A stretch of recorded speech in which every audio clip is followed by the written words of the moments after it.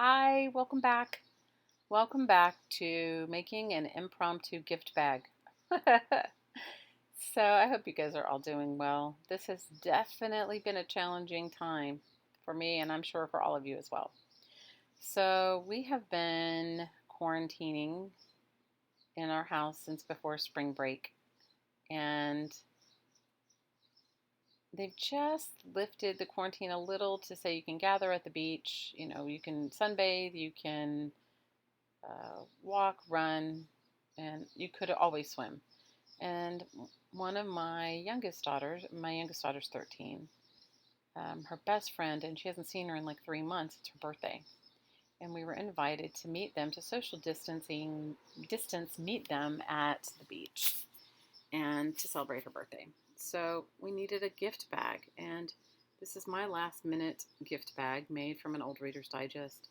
So you can see I took the pages out. I am using a postage envelope on the spine, a used Priority Mail Tyvek envelope that I received, and a piece of an old shirt. And now I'm going to cover the spine with the old shirt after I've Mod Podged this recycled envelope inside. Tyvek is a really good material. You can buy it in a tape, you can get it in a roll, but I often use whatever packaging I get in the mail to ever use it for things like this. So now I'm going to use Mod Podge, which I have to say is not always my favorite go-to glue. At least where I live, it's humid and it can often stay still tacky months later. But this was last minute, and this is what I had right here in front of me.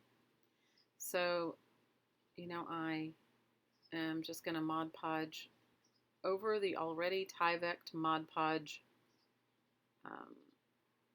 used postage envelope in the center. I'm going to cover it over. Now, I could have done this with paper as well, but this was all last minute. So, this is what I chose to do. Where I live, I know a lot of people love Mod Podge, but where I live, it's humid and it just doesn't ever really dry thoroughly, and you usually have to put some sort of like baby powder, baking soda, something over it to take the stickiness away. And of course, I didn't do that this day. I didn't have time. This was literally a gift bag that I made in between the time we had to leave and, like within 20 minutes while we were getting ready. So now I'm just deciding like what I'm going to put on as the hinging part. And I know that I could have used fabric or what have you, but I decided to use the pages of the book.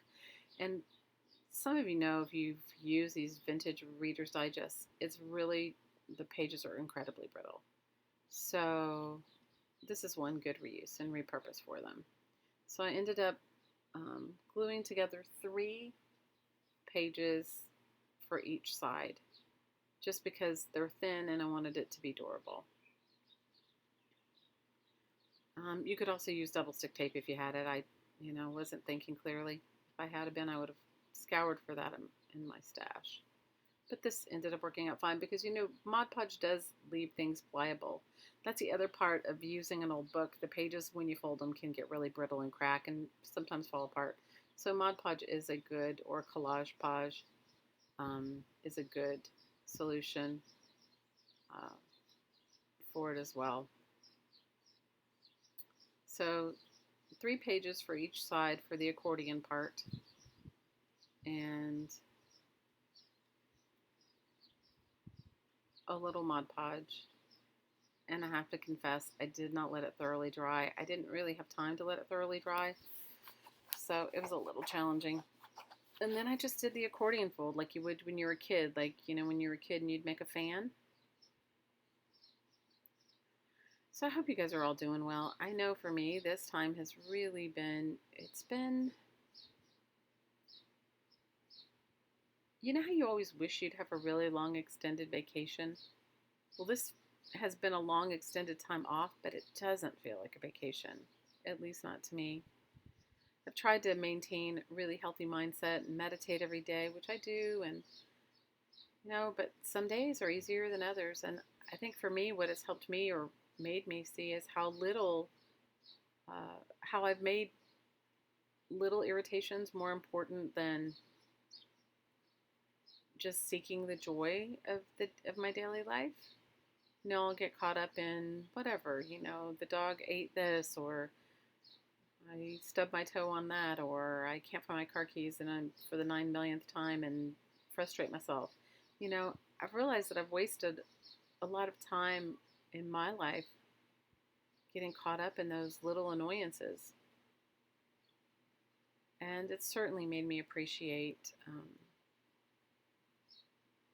my health, my family, and I don't think that I don't like to think of myself as a person that doesn't have perspective, but obviously, you can only see out of your own two eyes, and I'm just like everyone else, get caught up in the mundane stuff.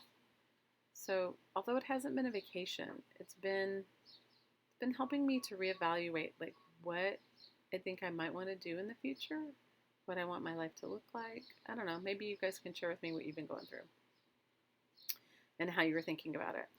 So I found that the best way to do these accordion things is to glue one side completely, like one cover, put both of the same pieces on it, and then extend it over to the next side. And now I'm putting some paper clips in it to hopefully hold it and dry it.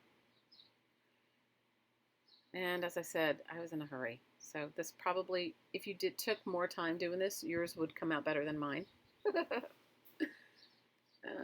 But the little girl whose birthday it is, she is a bibliophile, so I just knew she would appreciate it.